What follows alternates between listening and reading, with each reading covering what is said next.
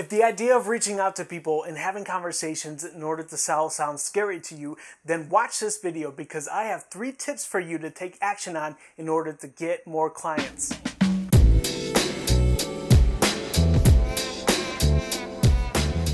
Hey, I'm Eric from GenMonster, and today I want to give you 3 actionable and easy to execute tips on how to make prospecting and selling less scary. But before we dive right in, I want to note that there is no magical antidote that will make you fearless overnight. Selling on the phone, in an email, or in person is like everything else in that it takes practice. If you take action and put these 3 things into play, then you will start building confidence to make the concept of selling less scary. So with that said, let's start with tip number 1, give value.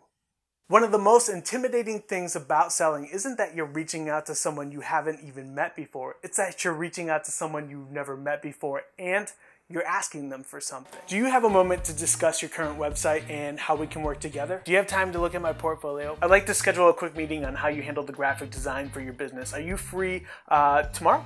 With that approach, the spotlight shines heavy on you. Now, I'm not against being a go-getter, but when you do that, you're decreasing the odds of an initial yes and increasing the chance of a solid no, thank you, I'm not interested. And that could be discouraging, especially if you're nervous in the first place. So instead of starting an interaction with a request, try starting it off by giving value. This is something that I learned from my own sales experience. I would start all new interactions by sharing a relevant piece of digital content that either informed a person of something that they didn't know or helped them to improve upon what they were already doing daily. Let's say that you're a creative writer who specializes in website copy for small businesses.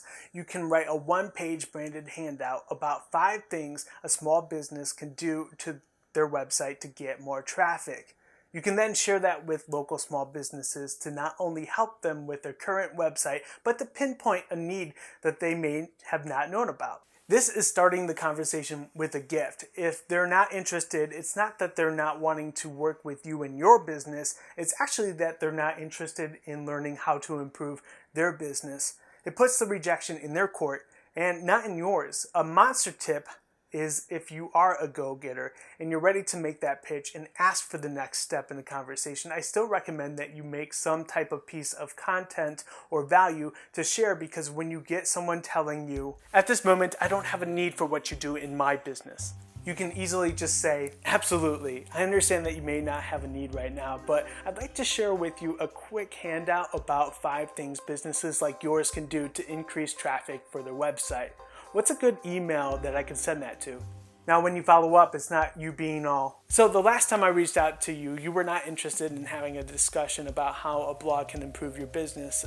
You can actually say something like, I wanted to follow up briefly on the handout I sent a week ago about increasing traffic for your business. Did you have a moment to check that out? So instead of following up on requesting their business, you're following up on what you sent them. You're starting a conversation about the success of their business rather than the success of yours. Also, the handout serves as a reminder that they can contact you if they need anything. Tip number 2, start with an email.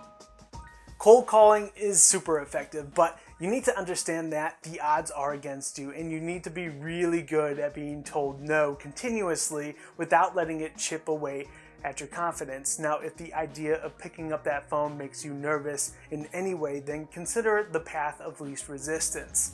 Sending an email is one of my favorite ways to start a conversation with a potential client. You can make a quick introduction and talk about how you currently work with businesses to help them and what you can do for them. You can actually use the first step and send a quick email with a little digital handout. In that email, you can either make a request for time to meet or straight up just tell them that you're going to follow up to see if they have any questions. Now, just make sure to follow up. Now, when it comes time to make the phone call, instead of putting all the pressure on you, you can quickly make an introduction and then refocus by asking if they had received the email. Here, watch. Hi, my name is Steve Rogers. I'm a creative writer that helps businesses like yours get more traffic on their website. I sent an email that had an awesome digital article that I feel is incredibly relevant to you and your business. Did you happen to have a moment to check it out? The attention is no longer on you. By doing this, you put the ball in their court and start a conversation about that person, their business, and their success. Tip number 3, create little wins. Your ultimate goal is always to make that sale or get that client, but it's not like it's a one-step process. Sometimes it's treated that way though. You know, there's so much pressure on closing, but it's not realistic. You don't go to someone on the phone and say, hey, so I do XYZ yada yada yada. You want to buy from me? Okie dokie. Cool. The reality of it is that you send them an email, then you call them. Then you leave a voicemail, then you send them another email, then you call them again, then you leave another voicemail. Then you get them on the phone, schedule time to chat, have them cancel on you, then you finally get to reschedule. It's like the endless hallway scene in the Poltergeist. However, you have an opportunity to map out little stepping stones in your sales process that you can treat like little wins. A quick example is if your ultimate goal is to get a client, then figure out the little interaction milestones that will get you from the very beginning to getting a sale. Emailing an introduction is a great start. Then what? Maybe getting them on the phone. Then scheduling a time to learn how you can help. Then quoting, discussing the quote, then finally making the sale. If your next step from that initial email is to get them on the phone, it feels a bit less intimidating and it helps you focus on the task at hand. The idea of always be closing is nerve-wracking, when realistically, closing is X amount of steps away from the initial contact. Creating mini steps in your sales process will help you feel more accomplished at the end of the day and will give you a clear framework on how to move forward with each potential client. Now, if you have no clients, no experience, or a portfolio, then be sure to subscribe to my channel and hit the bell to be notified, because on my next video, I will be teaching you how to get your first client or sale with no experience. Till then, check out some very helpful videos over here that will get you more confident in generating sales so that you can build a business around your creative passion. Now go on with your bad self. You got some great things to try out. Make this day your, I was gonna say best, okay?